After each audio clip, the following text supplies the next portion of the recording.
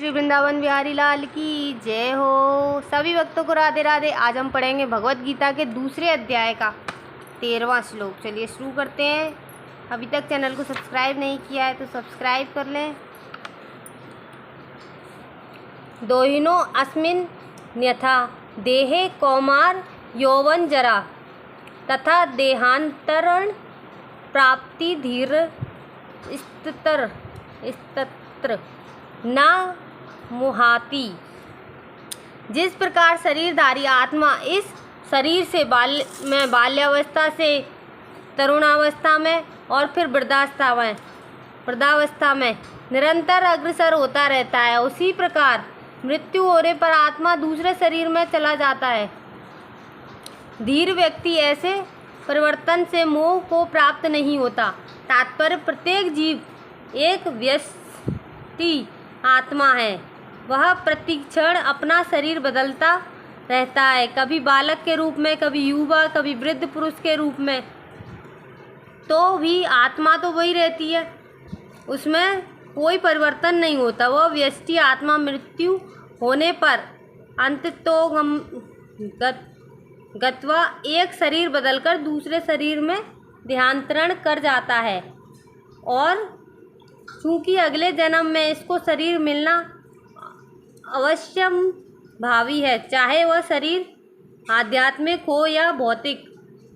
तथा अर्जुन के लिए ना तो भीष्म ना ही द्रोणाचार्य के लिए शोक करने का कोई कारण था, अपितु उसे प्रसन्न होना चाहिए था कि वे अपने पुराने शरीरों को बदलकर नए शरीर ग्रहण करेंगे और इस तरह वे नई शक्ति प्राप्त करेंगे। ऐसे शरीर परिवर्तन से जीवन में किए गए कर्म के अनुसार नाना प्रकार के सुख भोग या कष्टों का लेखा हो जाता है।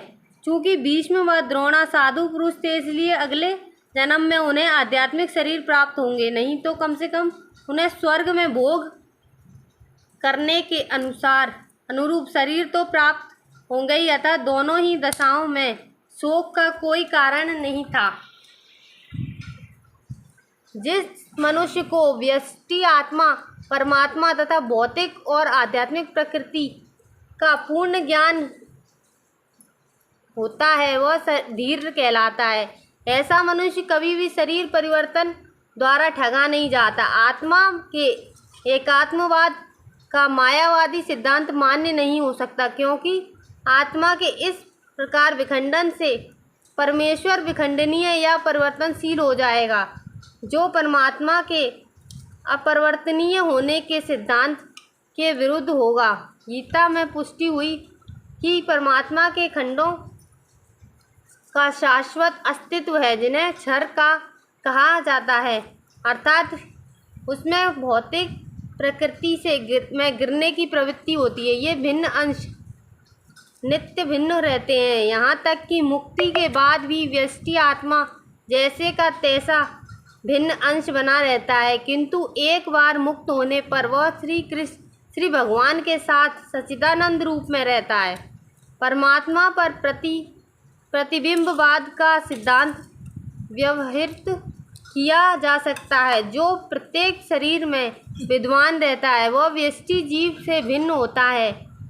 जब आकाश का प्रतिबिंब जल में पड़ता है तो प्रतिबिंब में सूर्य, चंद्र तथा तारे सभी कुछ रहते हैं।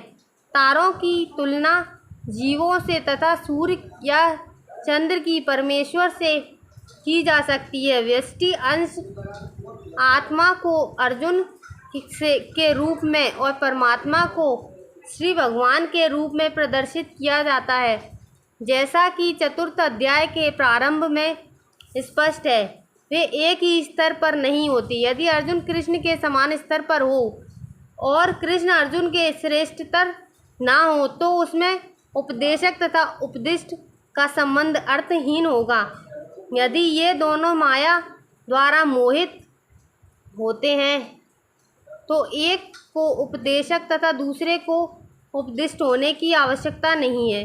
ऐसा उपदेश व्यर्थ होगा क्योंकि माया के चंगुल में रहकर कोई भी प्रामाणिक उपदेशक नहीं बन